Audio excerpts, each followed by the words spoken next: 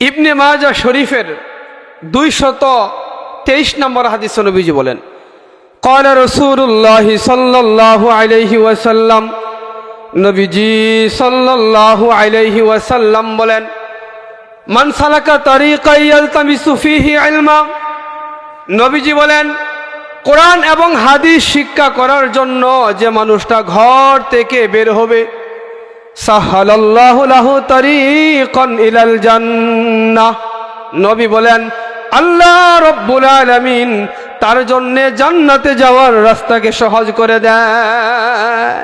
যে কোরআন এবং হাদিস শিক্ষার জন্য ঘর থেকে বের হলো, নবী বলেন আল্লাহ পাক জান্নাতে যাওয়ার রাস্তাটা তার জন্য সহজ করে দেয়। জোরে জোরে বলেন সুবহানাল্লাহ।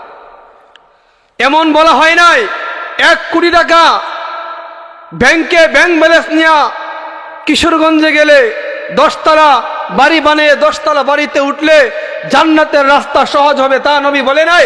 ইলমে দ্বীন কোরআন এবং হাদিস শিক্ষা করার জন্য যে ব্যক্তি ঘর থেকে বের হবে, নবীজি বলেন ঘর থেকে বের হওয়ার সাথে সাথে আল্লাহ তাআলা তাকে জান্নাতে যাওয়ার রাস্তা সহজ করে দিবে। জোরে জোরে বলেন সুবহানাল্লাহ। আল্লাহ তাআলা বিপুল পরিমাণ কোরআনওয়ালাকে সওয়াব আর নেকি দিয়ে, শ্রেষ্ঠত্বের ঘোষণা দিয়ে আল্লাহ তাআলা তাকে জান্নাতের দিকে, তার জান্নাতের রাস্তা আল্লাহ সহজ করে দেয়। কি পরিমাণ নেকি আল্লাহ দিবে কোরআনওয়ালাকে। তিরমিজি শরীফের 2910 নম্বর হাদিস, ক্বালা রাসূলুল্লাহ সাল্লাল্লাহু আলাইহি ওয়াসাল্লাম, নবীজি সাল্লাল্লাহু আলাইহি ওয়াসাল্লাম বলেন, মান কারাআ হারফাম মিন কিতাবিল্লাহ, নবী বলেন আল্লাহর কোরআন থেকে যে একটা অক্ষর পড়লো, আল্লাহর কোরআন থেকে যে একটা অক্ষর পড়লো, একটা হরফ উচ্চারণ করলো, নবীজি বলেন ফালাহু বিহি হাসানা, সাথে সাথে আল্লাহ তাআলা একটা অক্ষরের বদৌলতে একটা নেকি তাকে দেয়া দেয়। শুধু তাই না, নবীজি বলেন ওয়াল হাসানাতু বিআশরি আমসালিহা, আল্লাহ পাক রব্বুল আলামিন ওই একটা নেকিকে 10টা নেকি বানায়া বান্দার আমল নামার ভিতরে উঠায়া দেয়। একটা অক্ষর পড়লে নবীজি বলেন 10টা নেকি দিয়া আল্লাহ পাক তার আমল নামার ভিতরে উঠায়া দেয়। জোরে বলেন সুবহানাল্লাহ। এরপরে নবী ব্যাখ্যা দিচ্ছেন, লা আকুলু আলিফ লাম মিম হারফুন, নবীজি বলেন আলিফ লাম মিম আমি এটাকে একটা অক্ষর বলি নাই, বাল আলিফুন হারফুন ও লামুন হারফুন ও মিমুন হারফুন, বরং আলিফ একটা অক্ষর, মিম একটা অক্ষর, লাম একটা অক্ষর, মিম একটা অক্ষর। নবীজি বলেন যে ব্যক্তি কোরআনের শুরুতে আলিফ লাম মিম বলবে, সঙ্গে সঙ্গে আল্লাহ তাআলা তার আমল নামার ভিতরে 30টি নেকি দান করবে। জুড়ে বলেন সুবহানাল্লাহ। সূরাতুল ফাতিহা পড়তে গিয়া যখন আপনি বলবেন আলহামদু, পুরা সূরা নয়, আলহামদু বলার সঙ্গে সঙ্গে নবীজি বলেন আল্লাহ তাআলা আপনার আমল নামার ভিতরে আল্লাহ তাআলা 50টি নেকি দান করবেন। যে পরিমাণ তিলাওয়াত করবেন, যত অক্ষর আপনি পাঠ করবেন, তিলাওয়াত করবেন, নবীজি বলেন প্রত্যেকটা অক্ষরে অক্ষরে আল্লাহ তাআলা 10টি করে নেকি দান করে। জোরে বলেন সুবহানাল্লাহ। তাহলে এই কোরআন তিলাওয়াত করা, যে বাচ্চারা কোরআন তিলাওয়াত করে, যে উস্তাদরা, যে শিক্ষকরা, যে আলেমরা 24 ঘন্টা কোরআন নিয়ে ব্যস্ত আছে, কোরআন শরীফ পড়ে, আল্লাহ তাআলা কি পরিমাণ নেকি তাদেরকে দেয়। যারা আপনার আলেম না, যারা কোরআন পড়তে পারেন না, নবীজি বলেন সূরাতুল ইখলাস, কুল হুয়াল্লাহর সূরা যদি আপনি একবার পড়েন, তাহলে 10 পারা কোরআন শরীফ তিলাওয়াতের সওয়াব একবার কুল হুয়াল্লাহর সূরা পড়লে আপনার আমল নামায় দিয়ে দিবে। জোরে বলেন সুবহানাল্লাহ। দলিল বুখারী শরীফের হাদিস, ক্বালা রাসূলুল্লাহ সাল্লাল্লাহু আলাইহি ওয়াসাল্লাম, নবীজি সাল্লাল্লাহু আলাইহি ওয়াসাল্লাম বলেন ইন্নাহা লাতাদিলু সুলুসাল কুরআন, নবী বলেন কুল হুয়াল্লাহর সূরা একবার পড়লে কোরআন শরীফের 3 ভাগের 1 ভাগ তিলাওয়াত করার সওয়াব আল্লাহ পাক তার আমল নামায় দান করে। মুরব্বীরা যারা আপনারা কোরআন পড়তে কষ্ট হয়, মুখে উচ্চারণ আসে না, পড়তে পারেন না, এরপরও চেষ্টা করতেছেন, পড়তেছেন, নবীজি বলেন আল্লাহ তাআলা তাদেরকে দ্বিগুণ সওয়াব দান করবে। জোরে বলেন সুবহানাল্লাহ। একটা সওয়াব হলো তিলাওয়াতের, আর একটা সওয়াব হলো শেষ বয়সে কষ্ট করার। দলিল বুখারী শরীফের হাদিস, ফালাহু আজরান, আল্লাহ তাআলা তাদেরকে দ্বিগুণ পরিমাণ সওয়াব দান করবে। জোরে বলেন সুবহানাল্লাহ। এজন্য যারা কোরআন শরীফ পড়বে তাদেরকে আল্লাহ তাআলা কি পুরস্কার দিবেন, কি পরিমাণ দিবেন, এটা আমি পরে বলবো। একজন কোরআনওয়ালা যিনি হাফেজ হন নাই, দেখে দেখে কোরআন শরীফ পড়ে আল্লাহ তাআলা তার মা বাবাকে কি পরিমাণ নেকি দিবে, আমি একটা হাদিস বললেই আপনারা বুঝতে পারবেন যে আল্লাহ তাআলা কি পরিমাণ নেকি, কি পরিমাণ দরজা, কি পরিমাণ সম্মান একজন কোরআনওয়ালার মা বাবাকে আল্লাহ দান করেন।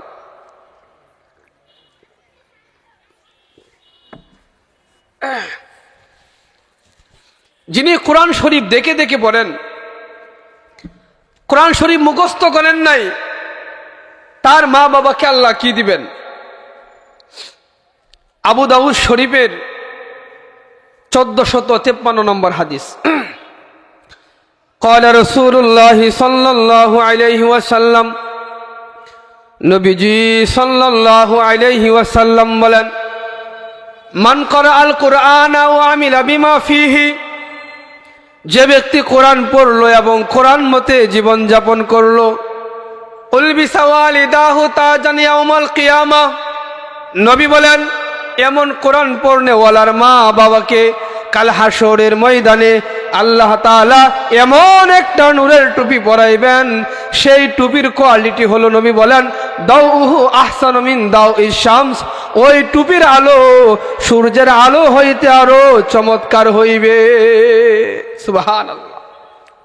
যে কোরআন দেখে দেখে পড়লো, কোরআন মতে জীবন যাপন করলো, নবীজি বলেন তার মা বাবাকে হাসরের ময়দানে আল্লাহ এমন একটা নূরের টুপি দিবে, সেই টুপির কোয়ালিটি হলো দাউহু আহসানু মিন দাউইশ শামস, সূর্যের আলোর চাইতেও সেই টুপির আলো নূর আরো বেশি গুণে, বহু গুণে সুন্দর আর চমৎকার হবে। জোরে বলেন সুবহানাল্লাহ। নবী বলেন সেই সূর্যদূত তোমাদের ঘরে হয়, তাহলে ঘরটা কেমন আলোকিত হবে? ওই টুপি পরে যখন আল্লাহর বান্দাবান্দি আল্লাহর ঘর, আল্লাহর তৈরি জান্নাত নামক কামরার ভিতরে যখন ঢুকবে, তখন জান্নাতের ঘরটা কেমন আলোকিত হবে। সুবহানাল্লাহ। এই তো হলো মা বাবার পুরস্কার। যার মা বাবাকে আল্লাহ তাআলা নূরের টুপি পরাইবেন, কিয়ামতের মাঠে তার মা বাবাকে আর বলতে হবে না তুমি জান্নাতি। নূরের টুপি পরানোর অর্থই হলো পিছনের গুনাহ আল্লাহ ক্ষমা করে দিয়েছে, এবার যাও যাও তোমার ছেলের কোরআন পড়ার সম্মানে তুমি আল্লাহর তৈরি জান্নাতে প্রবেশ করো।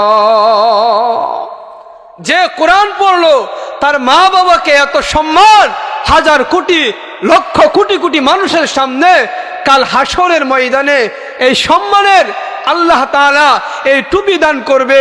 এই ঘোষণা দিয়া নবী বলে, সাহাবায়ে কেরাম ফামা যন্নুকুম বিল্লাযী আমিলা বিহাদা, স্বয়ং যে কোরআন পড়েছে এই কোরআনের উপরে আমল করেছে, আল্লাহ তাআলা তাকে কি পরিমাণ নেকি দিবে, কি দিবে? ও সাহাবায়ে কেরাম ফামা যন্নুকুম, এই ব্যাপারে তোমাদের কি ধারণা? যিনি কোরআন পড়লো, কোরআনের উপরে আমল করলো, এর কারণে যার মা বাবাকে আল্লাহ তাআলা এত বিপুল পরিমাণ বড় একটা পুরস্কার নূরের টুপি দিয়া সম্মান জানিয়ে তাকে জান্নাতে দিবে। নবী বলেন, সাহাবীরা ফামা যন্নুকুম বিল্লাযী আমিলা বিহাদা, ওই ব্যক্তি সম্পর্কে তোমাদের কি ধারণা? আল্লাহ তাকে কি দিতে পারে? যে ব্যক্তি নিজে কোরআন পড়েছে, যে ব্যক্তি কোরআনের উপরে আমল করেছে। জোরে বলেন সুবহানাল্লাহ। অন্য হাদিসে নবীজি বলেন যে কোরআনওয়ালাকে আল্লাহ তাআলা কি দিবেন? কম দিবেন না বেশি দিবেন? মা বাবাকে তো মাত্র একটা টুপি দিল, কি দিবেন কোরআনওয়ালাকে? কি পরিমাণ সওয়াব আর সম্মান দিবেন? তিরমিজি শরীফের 2926 নম্বর হাদিস, قال رسول الله صلى الله عليه وسلم, নবীজি সাল্লাল্লাহু আলাইহি ওয়াসাল্লাম বলেন, মান শাগালাহুল কুরআনু আন যিকরি ওয়া মাসআলাতি, নবী বলেন কোরআন যাকে ব্যস্ত রেখেছে আমার জিকির করার থেকে, আমার কাছে দোয়া করার থেকে, দান সদকা বিভিন্ন আমল থেকে যাকে কোরআন বিরত রেখেছে, তথা কোরআন নিয়ে যে ব্যক্তি 24 ঘন্টা ব্যস্ত ছিল, নবীজি বলেন, আল্লাহ তাআলা হাদিসে কুদসিতে বলেন, আতাইতুহু আফযালা মা উতিয়াস সাইলিন, সারা পৃথিবীর সমস্ত মানুষ দান সদকা করে, নফল নামাজ পড়ে, নফল রোজা করে যা পাবে, আল্লাহ বলেন আফযালা মা উতিয়াস সাইলিন, সারা পৃথিবীর মানুষ চেয়ে ইবাদত করে যা আল্লাহর কাছ থেকে নেবে, একজন কোরআনওয়ালা যিনি কোরআন নিয়ে ব্যস্ত ছিলেন, আল্লাহ তাআলা পুরা পৃথিবীর সকল মানুষের চাইতে বেশি এবং উত্তম জিনিস দিয়া আল্লাহ পাক কোরআনওয়ালাকে খুশি করবে। জোরে বলেন সুবহানাল্লাহ। অন্য হাদিসে নবীজি বলেন, সারা পৃথিবীর সমস্ত মানুষ থেকে সব থেকে উত্তম আর সবচেয়ে বেশি বিপুল পরিমাণ নেকি দিয়ে আল্লাহ যে তাকে খুশি করবেন, সে খুশিটা কি? নবীজি বলেন আদখালাহুল জান্নাহ, সেই জিনিসটা হলো আল্লাহ পাক রব্বুল আলামিন নিজ দায়িত্বে ওই ব্যক্তিকে আল্লাহর তৈরি জান্নাতে প্রবেশ করাবেন। জোরে বলেন সুবহানাল্লাহ। কোরআনওয়ালাকে আল্লাহ নিজ দায়িত্বে জান্নাতে প্রবেশ করাইবেন। দলিল আত-তারগীব ওয়াত তারহিব, এই কিতাবের 2 নম্বর খণ্ড 303 নম্বর পৃষ্ঠা। ক্বালা রাসূলুল্লাহ সাল্লাল্লাহু আলাইহি ওয়াসাল্লাম, নবীজি সাল্লাল্লাহু আলাইহি ওয়াসাল্লাম বলেন, মান ক্বারা আল কুরআন ফাস্তাযহারাহু, যে ব্যক্তি কোরআন পড়লো অতঃপর কোরআন মুখস্থ করলো, যে ব্যক্তি কোরআন পড়লো, কোরআনের হিফজ করলো, হাফেজ হলো, নবীজি বলেন ফাআহাল্লা হালালাহু ওয়া হাররামা হারামাহু, এরপরে কোরআনের হালালকে হালাল হিসাবে মানলো, কোরআনের হারামকে হারাম হিসাবে মানলো, নবীজি বলেন আদখালাহুল্লাহুল জান্নাহ, আল্লাহ তাআলা এমন কোরআনওয়ালাকে হাসরের মাঠ থেকে নিজ দায়িত্বে আল্লাহ তাকে জান্নাতে ঢুকায় দিবেন। জোরে বলেন সুবহানাল্লাহ। এজন্য যারা এই মাদ্রাসাতে যাদের বাচ্চাদেরকে কোরআন পড়ায়ছেন, হাফেজ বানিয়েছেন, কোরআনওয়ালা বানিয়েছেন, আল্লাহ আল্লাহ রসুলের শিক্ষায় শিক্ষিত করেছেন, তারা কিন্তু ঠগেন নাই। আপনার ছেলেকে যদি আপনি লাইনে রাখতে পারেন তো নবীজি বলেন তাকে তো আল্লাহ তাআলা জান্নাতে প্রবেশ করাইবেন, তার মা বাবাকে আল্লাহ তাআলা একটা নূরের টুপি পরায়া হাজার লক্ষ কোটি মানুষের সামনে সম্মান আর সংবর্ধনা দিয়ে তার মা বাবা সহ আল্লাহ তাআলা জান্নাতে প্রবেশ করাইবেন। জোরে বলেন সুবহানাল্লাহ।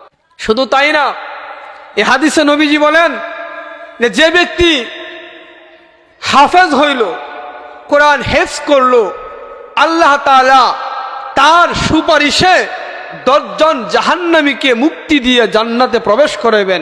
জোরে বলেন সুবহানাল্লাহ।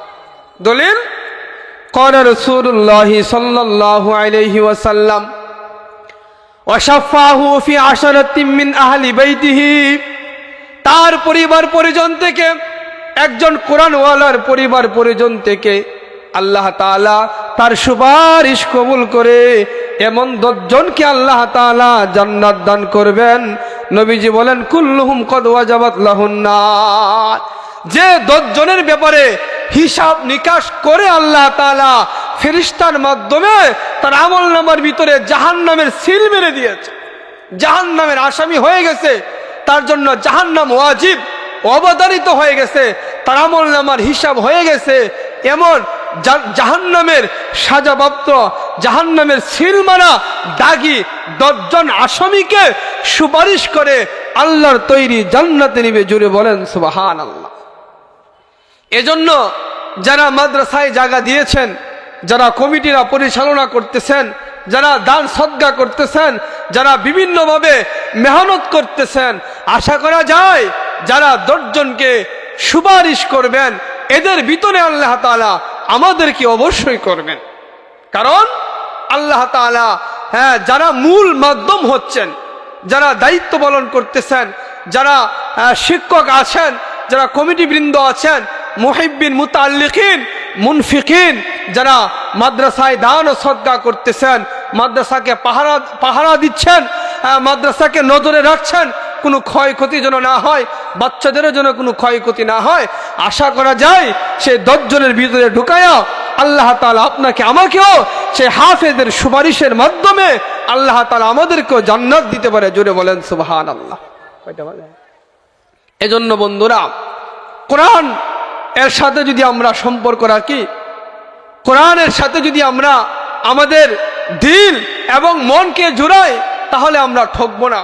তো বন্ধুরা, বলতেছিলাম, কোরআনের সাথে যদি আপনি সম্পর্ক রাখেন, আলেমের সাথে যদি আপনি সম্পর্ক রাখেন, তাহলে আপনি ঠকবেন না। হাদিস শরীফে নবীজি বলেন, আলাইকুম বিমুজালাসাতিল উলামা। নবীজি বলেন, হে আমার উম্মতেরা, তোমাদের জন্য আলেমদের মজলিসে এসে বসা তোমাদের জন্য ওয়াজিব। নবীজি নির্দেশ দিয়ে গেছেন উম্মতেরে।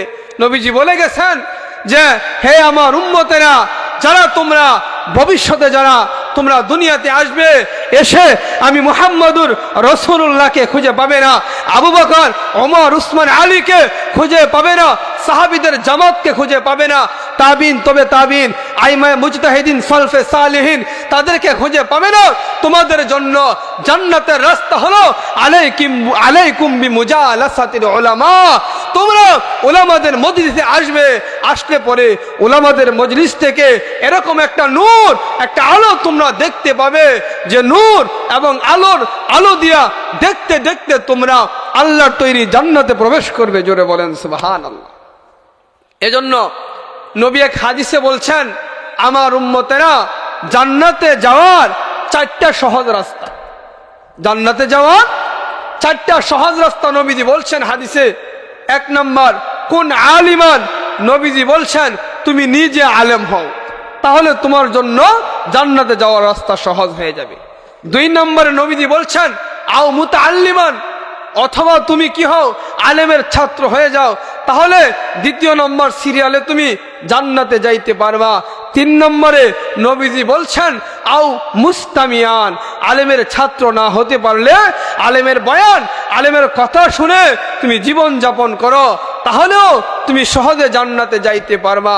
4 নম্বর নবীজি বলেছেন, আও মুহিব্বান, দিলে দিলে তোমরা আলেমদেরকে মোহাব্বত করো, অন্তরে অন্তরে আলেমকে মোহাব্বত করো। লাম তাকুন খামিসান, 5ম ব্যক্তি হয় না। যদি 5ম ব্যক্তি হও, ফাতাহলিক, নবীজি বলছেন দুনিয়া আখিরাত তোমার ধ্বংস হয়ে যাবে। এজন্য হয়তো আলেম হবেন, নয়তো আলেমের ছাত্র হবেন, নয়তো আলেমের কথা মনোযোগ দিয়ে শ্রবণ করে এভাবে আপনি জীবন যাপন করবেন, অথবা আও মুহিব্বান, আলেমকে দিলে দিলে মোহাব্বত করবেন। হাদিস শরীফে আছে, ইবনে মাজাহ শরীফের 247 নম্বর হাদিস। ওই হাদিসে নবীজি বলেন, ফাইদা রাআইতুমুহুম, তোমরা যখন কোরআন ওয়ালাদেরকে দেখবে, নবী বলেন, ফাকুলু লাহুম, তখন তোমরা বলবে মারহাবা মারহাবা, স্বাগতম, স্যালুট। কোরআন ওয়ালাদেরকে দেখে তোমরা স্বাগতম আর স্যালুট বলবে। নবীজি বলছেন, বিওসিয়াতি রাসূলিল্লাহ, আমি নবীজি আমার উম্মতেরা তোমাদেরকে আমি ওসিয়ত করে গেলাম।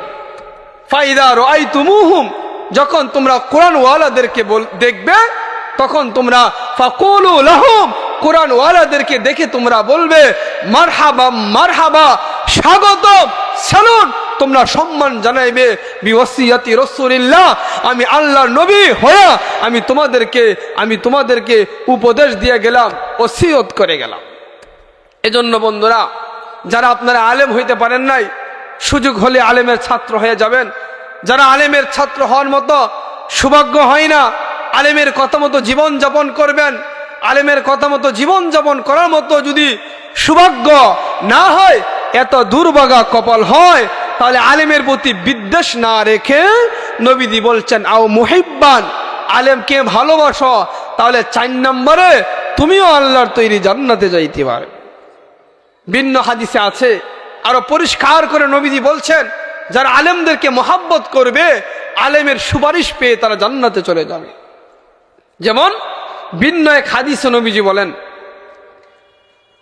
হাসরের ময়দানে আল্লাহ তাআলা আলেমদেরকে ডেকে বলবেন, আড়ালে নিয়ে বলবেন, হে আলেমরা, আমি তোমাদেরকে কোরআন এবং হাদিসের জ্ঞান দিয়ে আমি তোমাদেরকে দুনিয়াতে সম্মানিত করেছি, তোমাদেরকে জাহান্নামের আগুনে জ্বালাবার জন্য নয়। যাও, তোমাদেরকে ক্ষমা করে দিলাম, পর্দার আড়াল দিয়া এই রাস্তা দিয়া তোমরা আমার তৈরি জান্নাতে চলে যাও। জুড়ে বলেন সুবহানাল্লাহ। আলেমরা যখন আল্লাহর এই ঘোষণা পেয়ে আলেমরা যখন জান্নাতের দিকে রওনা হবেন, নবীজি বলেন রাস্তার পাশে কিছু গুনাহগার মুসলমান বসে থাকবে। গুনাহগার মুসলমানরা আলেমদেরকে দেখে বলবেন, হুজুর আপনি একটু দাঁড়ান, আমার একটা দুঃখের কথা শুনে যান। আলেমরা জান্নাতে যাওয়ার শুভযাত্রা বিরতি দিয়ে জিজ্ঞাসা করবে, কি তোমার দুঃখের কথা? তখন সেই গুনাহগার মুসলমান বলবে, হুজুর আল্লাহ তো আপনার জন্য জান্নাতের ফয়সালা করেছেন, আপনি তো জান্নাতে চলে যাচ্ছেন। হুজুর আমি দুনিয়াতে আপনাকে মহাব্বত করতাম, দেখেন না আমার গুনাহের কারণে আল্লাহ তাআলা আমার জন্য জাহান্নামের ফয়সালা করেছে, আমার সিদ্ধান্ত হয়ে গেছে, বিচার আচার হয়ে গেছে, আমার খাতায় সিল মারা হয়ে গেছে, আমি জাহান্নামের আসামি হয়ে গেছি। কিছুক্ষণের ভিতরেই আমাকে জাহান্নামে নেওয়া হবে, ওয়ার্ডার হবে আল্লাহ পাকের, ফেরেশতারা টেনে হেসরে আমাকে জাহান্নামে নিয়ে যাবে।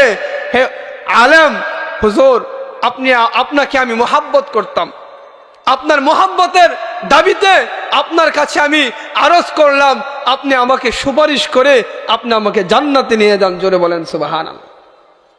নবীজি বলেন সেই গুনাহগার মুসলমান সে যে মহাব্বতের দাবি করবে, তখন সে প্রমাণ দিবে, হুজুর আমি এক গ্লাস পানি আপনাকে মহাব্বত করে খাওয়াইছিলাম, আপনি তৃষ্ণার্ত হয়েছিলেন, তখন এক গ্লাস পানি মহাব্বত কইরা ঠান্ডা কল মোটর থেকে আমি এক গ্লাস পানি আইনা মহাব্বত করে হুজুর আপনাকে খাওয়াইছিলাম।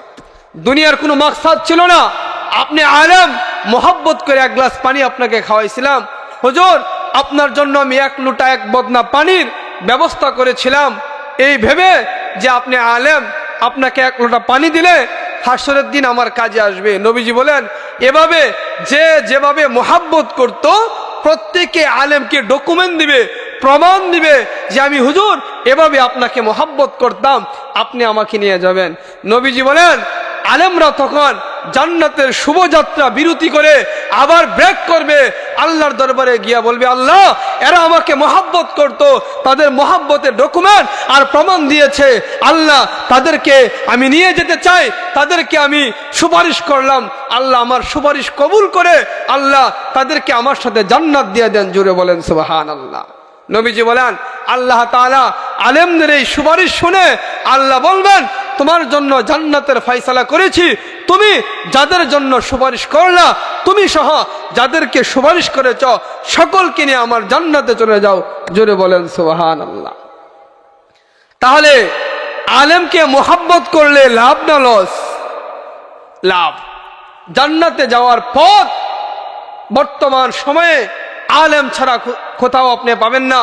নবীদের সিরিয়াল নয়, খাতামুন নবীন, নবী বিদায় হয়ে গেছে, কিয়ামত পর্যন্ত আলেমরা সেই ইসলামকে পরিচালনা করবে, আলেমরা এই ইসলামকে কিয়ামত পর্যন্ত পরিচালনা করে মানুষকে ইসলামের ভিতরে রাখবে, তারা নামাজ পড়াইবে, দ্বীন ইসলাম প্রতিষ্ঠা করবে।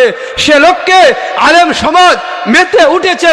আলেম সমাজ তারা ভূমিকা পালন করতেছে কিভাবে বাংলার জমিনে আল্লাহর কোরআন শাসন করা যায়, আল্লাহর কোরআন দিয়া কিভাবে শাসন করা যায়। বাম এবং রামেরা যারা বামপন্থীরা বিচার আচার করতেছে, যাদের পয়সা আছে, যাদের টাকা আছে, জোর আছে, অর্থ বলে জোর বলে যারা উপরে আছে, তাদের ক্ষেত্রে কোনো বিচার নাই। যারা অসহায় দরিদ্র, তারা কোনো অন্যায় করলে তাদের সঠিক বিচার হয়। আবার তারা যখন কোনো বিচারের জন্য যায়, তখন তারা সঠিক বিচার পায় না। আল্লাহর কোরআন দিয়ে যদি আলেমরা এই বাংলাদেশকে শাসন করে, তাহলে কোটিপতির বিচার যেমন হবে, একজন গরিবের বিচার তেমনই হবে। একজন গরিব আসলে যতটুকু গুরুত্ব দেওয়া হবে, একজন কোটিপতি আসলে এরকমই গুরুত্ব দেওয়া হবে। সেই শাসন সোনালী যুগে ছিল, মদিনার যুগে ছিল। মুহাম্মদুর রাসূলুল্লাহ কোরআন দিয়ে দেশ শাসন করেছে। আবু বকর, ওমর, উসমান, আলী তারা কোরআন দিয়ে দেশ পরিচালনা করেছে। আমরা উলামায়ে কেরাম শপথ করতেছি, আমরা উলামায়ে কেরাম কোরআন দিয়ে দেশ শাসন করব। একজন মজলুমকেও বাংলার জমিনে আমরা অন্যায়ভাবে তার উপরে আঘাত হতে দিব না। যখনই আমরা জানতে পারবো যদি আমাদের হাতে আল্লাহ ক্ষমতা দেয়, লক্ষ কোটি টাকার মালিক আর যত বড় ক্ষমতার অধিকারী হোক না কেন, তার বিচার বাংলার জমিনে হবেই হবে, হবেই হবে, হবেই হবে ইনশাআল্লাহ। এজন্য আমার করগাঁওবাসীকে আহ্বান করব, বাম এবং রাম অন্যায় অপরাধীদের পথ ছেড়ে আপনি কোরআনের পথে আসেন। কারণ এই কবরস্থানের ভিতরে আপনাকে যখন রাখা হবে, আপনার বাবা, আপনার ভাই সকলে কবরের পাশে আয়েশা বলবে যে বিসমিল্লাহি ওয়া আলা মিল্লাতে রাসূলিল্লাহ। এটার অর্থ হলো যে আল্লাহর নামে নবীর দলে তারা রাইখা গেলাম। আত্মীয় স্বজনরা যখন একজন মানুষকে কবরের ভিতরে রাখে তখন কি দোয়া পড়ে? বিসমিল্লাহি ওয়া আলা মিল্লাতে রাসূলিল্লাহ, যে আল্লাহর নামে রসুলের দলে রাইখা গেলাম। আচ্ছা বলেন তো, মৃত মানুষের কোনো ভোট আছে? কোনো একজন আওয়ামী লীগের সদস্য যদি মারা যায়, মারা যাওয়ার পরে বিএনপি দলের কাছে নিয়ে গেলে তাকে রাখবে না, তাকে ফেলে দিবে। এমনই ভাবে একজন বিএনপির লোক যদি মারা যায়, আওয়ামী লীগ বা বিভিন্ন পার্টির কাছে যদি নিয়ে যায়, তাকে গ্রহণ করবে না, রিসিভ করবে না, কারণ তার ভোট নাই। কারণ কি? তার ভোট নাই। ঠিক তেমনি ভাবে দুনিয়ায় থাকা অবস্থায় যদি আপনি কোরআনওয়ালাদের সাথে না থাকেন, কোরআনের দলে না থাকেন, ইসলামী আন্দোলনে যদি আপনি না থাকেন, বাম আর রামের যদি সাথে থাকেন, কোরআন হাদিস সাংঘর্ষিক মানব রচিত আইনের সাথে যদি আপনি থাকেন, তাহলে কোরআনওয়ালাদের বিরুদ্ধে আচরণ যদি আপনি করেন, আপনাকে যখন কবরে রাখা হবে বিসমিল্লাহি ওয়া আলা মিল্লাতে রাসূলিল্লাহ, আল্লাহ আপনাকে রিসিভ করবে না, নবী আপনাকে রিসিভ করবে না, ফেরেশতারা আপনাকে রিসিভ করবে না। যার দল করেছিলেন তার নামই আপনাকে রাখা হবে। এজন্য বন্ধুরা, মরার পরে আল্লাহ আল্লাহ রাসূলের দলে আসা কোনো প্রয়োজন নাই। দোয়াটা তো আমরা পড়ি, সেটা সুন্নত হিসাবে নবী দোয়াটা শিক্ষা দিয়েছেন, কিন্তু আপনাকে কিন্তু আল্লাহ আল্লাহ রাসূল আপনাকে গ্রহণ করবে না। এজন্য আপনি যদি মুসলমান হন, আপনি যদি দাবি করেন যে আমি একজন মুসলমান, আমি একজন ইমানদার, তাহলে কোরআনের শাসন ছাড়া, কোরআন ছাড়া বিকল্প কোনো রাস্তা একজন মুসলমানের হইতে পারে না।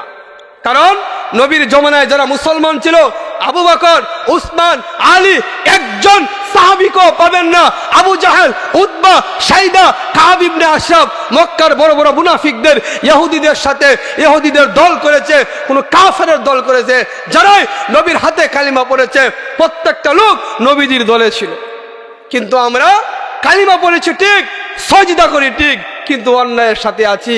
আমরা এমন এমন মানব রচিত আইনের সাথে আমরা থাকি যে মানব রচিত আইনটা কোরআন এবং হাদিসের সাংঘর্ষিক হয়ে যায়। বন্ধু শুনে রাখো, যেখানে বসে আছো সেখান থেকেই শোনো। তুমি যদি কোরআন এবং হাদিস সাংঘর্ষিক কোনো আইন তুমি মেনে নাও, তুমি যদি মানো, তাহলে তুমি আর মুসলমান থাকবে না। কারণ যখন তুমি পড়েছ লা ইলাহা ইল্লাল্লাহ, আল্লাহ ছাড়া কোনো মাবুদ নাই, তখন আল্লাহর সাথে চুক্তি হয়ে গেছে। একমাত্র বিধানদাতা হলো আল্লাহ। বিধানদাতা কে? আল্লাহ। আল্লাহ হলেন বিধানদাতা। যদি আপনার দল, আপনার নেতা এমন আইন করলো যেটা কোরআন এবং হাদিসের সাংঘর্ষিক, কোরআনের পরিপূর্ণ উল্টা, কোরআন সাংঘর্ষিক, আপনি যে দলেরই হন না কেন, সেই দলও করা যাবে না, সেই নেতার পিছনেও থাকা যাবে না। একমাত্র কোরআন এবং হাদিসকে নিয়ে আপনাকে থাকতে হবে। যদি বলেন আপনি মুসলমান, আর যদি বলেন আমি মুসলমান না, আমি মুসলমানও না, আমি হিন্দুও না, আমি মোল্লাতন্ত্র মানি না, তাহলে আপনি যেদিকে ইচ্ছা সেদিকে যান। বন্ধু, দূরে থেকে তুমি প্রশ্ন করতে পারো, হুজুর দেশে থাকবেন, দেশের আইন মানবেন না? কান খাড়া করে শুনেন, আপনার প্রশ্নের জবাব। মানুষের আইন হলো 3 প্রকার। মানুষের আইন 3 প্রকার, বা সরকারের আইন 3 প্রকার, বা নেতার আইন 3 প্রকার। এসিডিসি, পুলিশ, যত মানুষ আছে পৃথিবীতে সকল মানুষের আইন কত প্রকার? 3 প্রকার। যেমন সরকার একটা আইন করলো, যে আইনটা আল্লাহর কোরআনে আছে। যেমন সরকার বাধ্য করলো যে 5 ওয়াক্ত নামাজ যদি কেউ না পড়ে তাহলে তাকে শাসন করা হবে, তাকে জরিমানা দেওয়া হবে। তাহলে সরকারের সে আইনটা মানা কি ফরজ। কেন?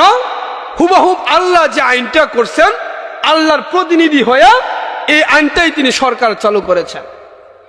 2 নম্বর, যদি 2 নম্বর মানুষের আইন হলো কোরআনের সরাসরি কোরআন বিরোধী, সরাসরি কোরআন বিরোধী, যদি পর্দার বিরুদ্ধে হুকুম করে, ফতোয়ার বিরুদ্ধে যদি আইন করে, মদের লাইসেন্স দেয় যেটা কোরআন এবং হাদিসের সাথে সাংঘর্ষিক, আপনি পৃথিবীর যে কোনো প্রান্ত থেকে মুসলমান হিসাবে ফতোয়া আনতে পারেন, কোরআন হাদিস সাংঘর্ষিক আইন মানা হারাম, ঈমান ভঙ্গের কারণ, আপনি আর মুসলমান থাকবেন না। তো 1 নম্বর, যে আইনটা আল্লাহর কোরআনে আছে ওইটাই সরকার করেছে, ওইটা মানা ফরজ, অবশ্যই মানতে হবে।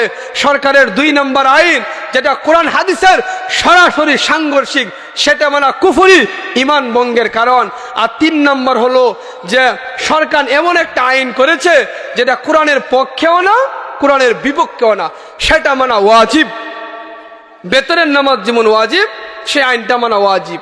বলে হুজুর সে আইনটা কেমন? যেমন সরকার একটা করগাঁও ইউনিয়নটা এত বড়, বলল যে না, করগাঁও ইউনিয়নটা আমরা থানা বানিয়ে দিব। করগাঁও ইউনিয়নটা জনগণের স্বার্থে, জনগণের সুবিধার্থে আমরা কি বানিয়ে দিব? থানা বানিয়ে দিব। তাহলে এই আইনটা কোরআনের পক্ষেও না, কোরআনের বিপক্ষেও না। এই আইনটা কোরআনের পক্ষেও না, কোরআনের বিপক্ষে না। দেশের স্বার্থে, দেশের স্বার্থে যে আইনটা কোরআনের পক্ষেও না, বিপক্ষেও না, সে আইনটা মানা কি ওয়াজিব, বেতনের নামাজের মতো ওয়াজিব। এজন্য যে কোনো সরকার শুধু আলেম আর মুল্লারা দেশ শাসন করবে তা নয়। আপনি যান ক্ষমতায়, কোরআন হাদিস মতে দেশ শাসন করেন। আপনি যদি কোরআনের আইন, যদি আপনি কোরআনের আইন দিয়ে যদি দেশ পরিচালনা করেন, সমস্ত আলেমরা আপনার হাতে হাত রেখে আমরা আপনাকে শক্তিশালী করব। আর যদি কোরআন হাদিস সাংঘর্ষিক কোনো আইন কেউ করে, আমরা সেটা মুসলমান হিসাবে কখনো মানি না, কখনো মানি না, কখনো মানতে পারি না। আর যদি আপনি কোরআন হাদিসের পক্ষেও না, বিপক্ষেও না, দেশের সাথে স্বার্থে আপনি আইন করেন, দেশের সুশৃঙ্খলার জন্য, জনতার সুবিধার জন্য, তাহলে 100% স্যালুট করি। প্রথম আইন যেটা আল্লাহর কোরআনে আছে, 2 নম্বর যেটা আল্লাহর কোরআনের পক্ষেও না, বিপক্ষেও না, এই 2টা আইন স্যালুটের সাথে মানি, আপনাকে সম্মান করি। যখনই আপনি কোরআন হাদিস সাংঘর্ষিক কোনো মুসলমানদের ঈমান ভঙ্গ হবে এরকম যদি কোনো আইন যে কেউ করে না কেন, আগে যেরকম ভাবে আমরা এটার বিরোধিতা করেছি, যতদিন পর্যন্ত শরীরে 1 ফোঁটা রক্ত থাকবে, একজন আলেম বাংলার জমিনে বেঁচে থাকবে, এতদিন পর্যন্ত কোরআন হাদিস সাংঘর্ষিক কোনো আইন হলে আমরা প্রতিবাদ করছি, করব ইনশাআল্লাহ, ইনশাআল্লাহ। এজন্য বন্ধুরা, যদি আপনি বলেন আমি মুসলমান, তাহলে আপনাকে আলেমকে মহব্বত করতে হবে, কোরআনকে মহব্বত করতে হবে, কোরআন এবং হাদিস দিয়া আপনাকে জীবন পরিচালনা করতে হবে। সাহাবায়ে কেরাম কোনো কলেজ ইউনিভার্সিটিতে তারা পড়েন নাই, সাহাবায়ে কেরাম কোনো টাইটেল ছিল না, তারা কোরআন এবং হাদিস দিয়া জীবন গড়েছিল। এজন্য আবু জাহেল, উতবা, সাইবা যখন মানুষগুলা কালিমা পড়ে নবীর দলে চলে আসলো, আবু জাহেলের দল যখন তারা ছেড়ে দিল, তখন ওই বিভিন্ন নির্যাতন, নিপীড়ন তাদের উপরে হচ্ছিল। এজন্য বন্ধুরা, আমরা মুসলমান হিসাবে যতদিন এই দুনিয়ায় থাকবো, কোরআন এবং হাদিস দিয়া জীবন পরিচালনা করব। কিয়ামত পর্যন্ত আমরা যতদিন পর্যন্ত আমরা বাঁচবো, এতদিন পর্যন্ত আমরা কোরআনকে আমরা সাথে রাখবো, হাদিসকে আমরা সাথে রাখবো, যতদিন পর্যন্ত আল্লাহর জমিনে আমাদেরকে বাঁচিয়ে রাখে, এতদিন পর্যন্ত আল্লাহর হুকুমে মানবো। আল্লাহ কোরআনে বলছেন আলা লাহুল খালক ওয়াল আম, আল্লাহ বলেন সৃষ্টি আমার, হুকুম থাকবে আমার, কোনো মানুষের হুকুম থাকবে না। বন্ধু, আরেকটু ভালো করে শোনো, কবরে যখন তোমাকে রাখা হবে, প্রথম যে প্রশ্নটা করবে ফেরেশতা, মান রব্বুকা, তোমার রবকে। আমরা তো মনে করি যে শুধু বলে ফেলবো যে রব্বি আল্লাহ, আমাদের রব হলো আল্লাহ। না, কবরে যে প্রশ্নটা করা হবে মান রব্বুকা, সেখানে প্রশ্নের উদ্দেশ্য থাকবে যে তোমার জীবনের বিধানদাতা কে ছিল। 3.5 হাত বড়িতে কি কোরআন হাদিসের খোদা প্রদত্ত বিধান চলতো তোমার ব্যক্তিগত জীবনে, তোমার সামাজিক জীবনে, তোমার পারিবারিক জীবনে, তোমার রাষ্ট্রীয় জীবনে, আন্তর্জাতিক জীবনে তুমি কি আল্লাহর বিধান দিয়া তোমার জীবন পরিচালনা করতা নাকি অন্য বিধান দিয়ে তুমি জীবন পরিচালনা করো? কবরে সেটাও প্রশ্ন হবে মান রব্বুকা, তোমার 3.5 হাত বড়িতে কার হুকুম চলত। 2 নম্বরে বলা হবে অমান দীনুকা, তোমার ধর্ম কি ছিল, তোমার দলের নাম কি ছিল। যদি আপনি ইসলাম মানেন, কোরআন হাদিস আপনি মেনে থাকেন, তাহলে বলতে পারবেন দ্বীন আল ইসলাম। 3 নম্বরে বলা হবে অমান নবীকা, তোমার নবী কে ছিল, অর্থাৎ নবীকে নেতা মেনে তোমার জীবন পরিচালনা করেছিলে কিনা। এজন্য পৃথিবীর ইতিহাস থেকে হক বাতিলের লড়াই ছিল। পৃথিবীর ইতিহাস থেকে হযরত আদম সফিউল্লাহ, হযরত ইব্রাহিম খলিলুল্লাহ, এভাবে আস্তে আস্তে আমাদের পর্যন্ত, কিয়ামত পর্যন্ত আল্লাহ তাআলা নবীজি হাদিসে বলছেন যে লা তাজালু তাইফাতুম মিন উম্মতি যাহিরিনা আলাল হক, কিয়ামত পর্যন্ত একটা দল পৃথিবীর বুকে আল্লাহ পাক রাখবেন যারা সত্য ন্যায় ইনসাফের পক্ষে লড়াই করে যাবে। এজন্য যতদিন আমরা বেঁচে থাকব, যতদিন আল্লাহ আমাদেরকে রাখবে, দুনিয়া কি হচ্ছে আর কি হবে তা আমরা পরোয়া করব না। যদি আমাকে কবরে যদি আমাকে বলতে হয় মার রব্বুকা, রাব্বি আল্লাহ, রব আমার আল্লাহ, বিধানদাতা আল্লাহ, হুকুমদাতা আল্লাহ, তাহলে সেই কোরআন মধ্যে আমরা জীবন যাপন করব ইনশাআল্লাহ। বন্ধুরা ভালো কইরা বুঝেন, ভালো কইরা বুঝেন, কবরে কিন্তু আপনাকে আল্লাহ আল্লাহ রসুলের দলের ভিতরে আপনাকে ঢোকানো হবে। জীবন বিধানদাতা কাকে মেনেছিলেন এটা কিন্তু আপনাকে প্রশ্ন করা হবে। আপনি কোন আইন দিয়া নিজের জীবন পরিচালনা করেছিলেন, সব কিছুই কিন্তু একে একে আপনাকে জিজ্ঞাসা করা হবে। কবরে 3 প্রশ্ন, হাসরের ময়দানে 5 প্রশ্ন। 3 আর 5 এই 8 প্রশ্নের জবাব দিয়া আপনাকে জান্নাতে যাওয়া লাগবে।